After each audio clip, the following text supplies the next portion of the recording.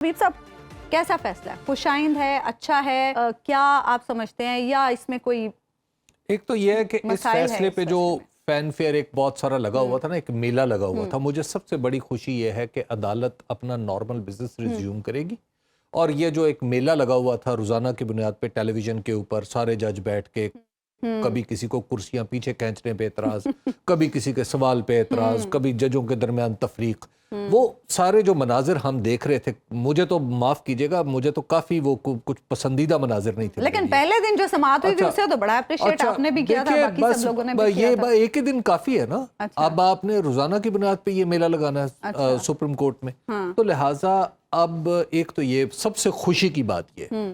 باقی جہاں تک اس بل کے آبجیکٹیوز کا تعلق ہے، تو یہ بل عثمان سپریم کورٹ کو ٹھیک کرنے کے لیے نہیں آیا تھا، یا کوئی انسانی حقوق کو بچانے کے لیے نہیں آیا تھا. یہ اس کا ایک پولیٹیکل آبجیکٹیو تھا، یہ سیاسی مقاصد کے لیے پیش کیا گیا تھا بل، اور وہ سیاسی مقاصد پی ڈی ایم کی گورنمنٹ نے طے کیے تھے.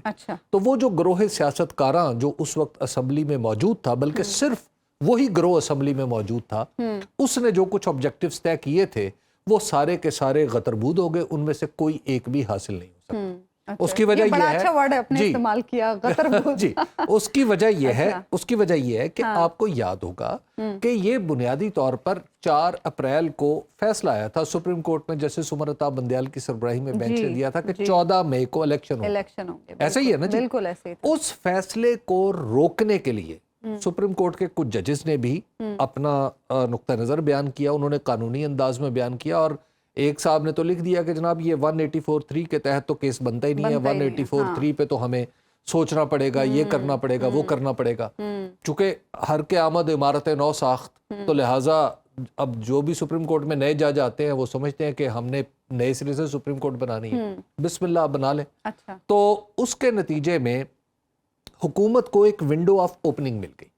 ونڈو آف اوپننگ یہ ملی کہ جناب اب جب فیصلہ آنے والا ہے کہ جب عدالت ہمیں کہے گی کہ الیکشن 14 مئی کو لازمی ہو، تو ہم اس سے پہلے یا اس کے ساتھ ہی ایک بندوبست کر لیں تاکہ اس فیصلے کے خلاف اپیل ایک بڑے بینچ میں جائے.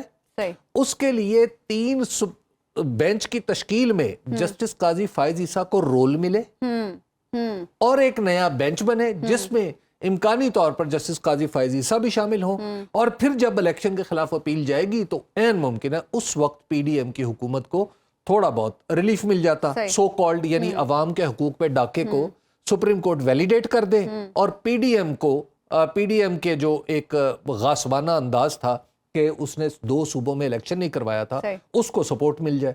تو اب پرابلم یہ ہوا کہ جسٹس عمر عطا بندیال نے ان کی سربراہی میں بننے والے بینچ نے اس کو سٹے کر دیا.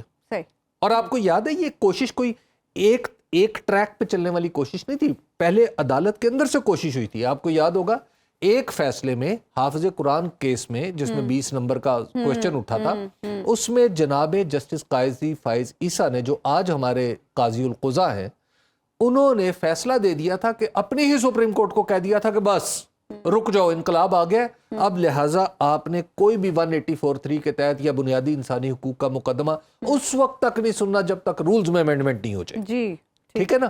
تو جب یہ معاملہ ایک تو یہ تھا کہ یہ ایک ایکچولی بہت بڑی کوشش تھی، اور جب وہ ساری کوششیں ناکام ہوتی چلی جا رہی تھی ود ان کورٹ، تو پھر یہ آخری حل کے طور پہ یہ قانون پیش کیا گیا تھا.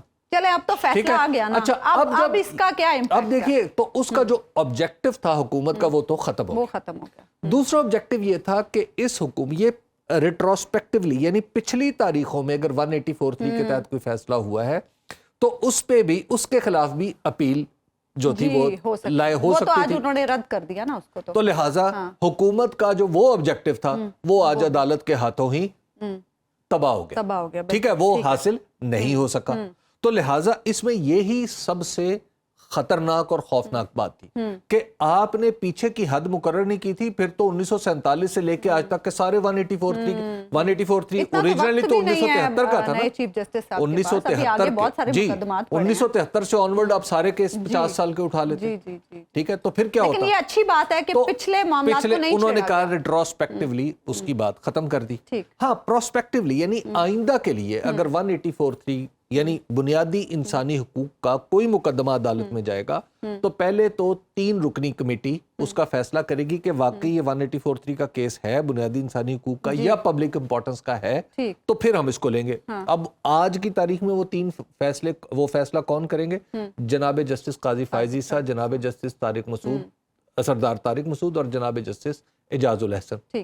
اب میں سمجھ رہا تھا آپ اس پہ مسکرائیں گے۔ مسکرانا تھا۔ اچھا تو خیر، تو اب تینوں چیزیں یہ تینوں جج صاحبان فیصلہ فرمائیں گے، چلے جی اکثریتی فیصلہ کر لیں گے۔ اچھا 184(3) کے تحت اگر کوئی فیصلہ نہیں ہوا، یہ 3 جج کہتے ہیں، ان میں سے 2 کہتے ہیں کہ نہیں جی 184(3) کا کیس نہیں بنتا تو لارجر بینچ میں چلا جائے گا، ٹھیک ہے، اس میں یہ 3 جج بھی شامل ہو سکتے ہیں، 2 ایڈیشنل بھی ہو سکتے ہیں یا 1 ایڈیشنل ہو سکتا ہے، 5 جج کرنے ہوتے ہیں، 5 کرنے پڑتے ہیں عام طور پہ طاق میں، تو لہٰذا یہ معاملہ جو ہے وہاں پہ چلا جائے گا۔ اب اس کے نتیجے میں ہوگا کیا کہ الیکشن کی درخواست ہے 90 دن کے اندر 184(3) کے تحت، تو ملٹری کورٹس کے حوالے سے بھی فیصلہ ہے، یہ 2 فیصلے ہیں، تو لہٰذا اب یہ دونوں فیصلے ان کے پاس جائیں گے، اور قانون میں لکھ دیا ہے، جو قانون اب اپنی جس شکل میں بحال ہے اس میں یہ لکھا ہوا ہے کہ اب کسی کو ارجنٹ میٹر ہو، وہ ارجنٹ ریلیف چاہے تو وہ درخواست ڈالے اور 14 دن کے اندر اس کی ہیئرنگ ہوگی۔ اچھا جی، تو گویا اب ملٹری کورٹس کا ہو معاملہ یا وہ الیکشن کا فیصلہ ہو، اگر اس پہ کوئی درخواست ڈال دے کہ جناب یہ ارجنٹ ہیئرنگ، کوئی بھی جو بھی پٹیشنر ہے وہی ڈالے گا نا، وہ ڈالے، اور پھر یہ بینچ جو ہے، یہ 3 رکنی کمیٹی فیصلہ کرے گی کہ ہاں جی 184(3) کے تحت بنتا ہے یا نہیں۔ اب جسٹس قاضی فائز عیسیٰ، سردار طارق مسعود اور جناب جسٹس اعجاز الاحسن مل کے یہ فیصلہ کریں گے کہ الیکشن کا سوال 184(3) کا ہے، یعنی بنیادی انسانی حقوق کا ہے یا نہیں۔ اگر جسٹس قاضی فائز عیسیٰ، سردار طارق مسعود، جسٹس اعجاز الاحسن، یہ میں نے ایک توقف سے جو نام لیا اس کی بھی ایک وجہ تھی، خیر، اگر یہ جج صاحبان ہمیں بتاتے ہیں کہ الیکشن آپ کے حقوق کا مسئلہ نہیں ہے تو بسم اللہ، ہم خوشیاں، آپ کو یہ گمان کیوں ہے؟ نہیں، ہم خوشیاں منائیں گے۔ آپ یہ گمان کیوں نہیں، گمان دیکھیے، گمان نہیں، گمان بھی نہیں، میں کہوں گی آپ بدگمانی کر رہے ہیں، نہیں، اس کی وجوہات نہیں، بدگمانی کی بنیادیں، ٹھیک ہے نا، جب میرے ذہن میں بدگمانی کی بہت سی بنیادیں ہیں، لیکن ٹی وی پروگرام کی محدودات ہوتی ہیں، لمٹس ہوتی ہیں، جس کی وجہ سے میں اس بدگمانی جن دلائل پہ میری قائم ہے، میں وہ دلائل پیش کرنے سے قاصر ہوں۔ اچھا، اور آپ کو کیا لگتا ہے یہ کیس اگر آتا ہے، مطلب ہمیں یہ بھی بتایا جا سکتا ہے کہ ملٹری کورٹس کا فیصلہ جو ہے وہ 184 وہ انسانی حقوق کا مسئلہ نہیں، اگر یہ بتایا جائے بسم اللہ، ہم مانیں گے۔ اچھا، بہرحال چلے، اللہ کرے آپ کا گمان سچ ثابت نہ ہو۔ یہ فیصلے، یہ کیسز اب آتے ہیں، کیونکہ اب تو پریورٹی پہ سب سے پہلا کیس جو آنا چاہیے وہ تو الیکشن کا آنا چاہیے 90 دن۔ جس طرح 5 سماعتوں میں ہم نے دیکھا کہ یہ کیس نمٹایا گیا، گو کہ ہم نے لائیو نشر بھی ہوتے دیکھا ساری سماعت کو، ایسے ہی ہوگا الیکشن کے معاملے؟ ہونا ایسے ہی چاہیے، ہونا ایسے ہی چاہیے۔ اس کی وجہ یہ ہے کہ میرے خیال میں، کیونکہ اب چونکہ ہمارے قانون، ہمارے جو منصف ہیں اور قانون دان ہیں، ان کے درمیان تو 90 روز کا فیصلہ نہیں ہو سکا نا، ہم 90 روز کے طول و عرض کا فیصلہ نہیں کر پا رہے پاکستان میں۔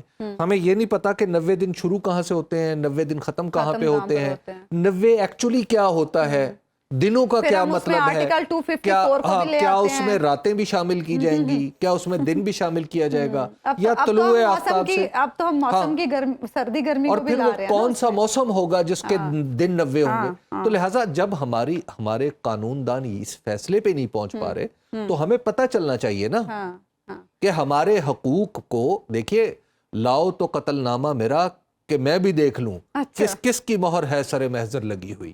ہمیں پتہ تو چلے گا کہ ہماری جو حق رائے دہی جس کی بنیاد پہ ہمارے دستور کی عمارت کھڑی ہے، اس بنیاد کو منہدم کرنے میں محضر نامہ جو تیار ہوگا اس پہ کس کی مہر لگے گی، اچھا یہ تو پتہ چلے۔ ایک اور چیز، جسٹس عائشہ ملک کا سوال اپنی جگہ پر موجود ہے، جو انہوں نے پوچھا تھا کہ اس کیس کی اپیل کہاں ہوگی۔ بڑا لاجیکل سوال ہے۔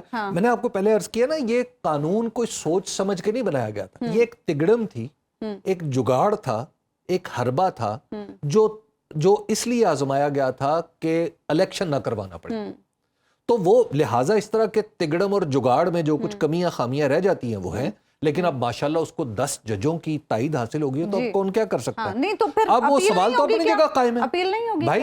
اب سمپل سی بات ہے, ایک مفروضہ ہے, مطلب مفروضہ یہ ہے کہ ایک کیس آئے, عثمان نعمان نے کہا جی کہ میں پٹیشنر ہوں, 184(3) کا کیس بنتا ہے, جناب جسٹس قاضی فائز عیسیٰ صاحب اس کو آپ اپنی 3 رکنی کمیٹی میں رکھیں.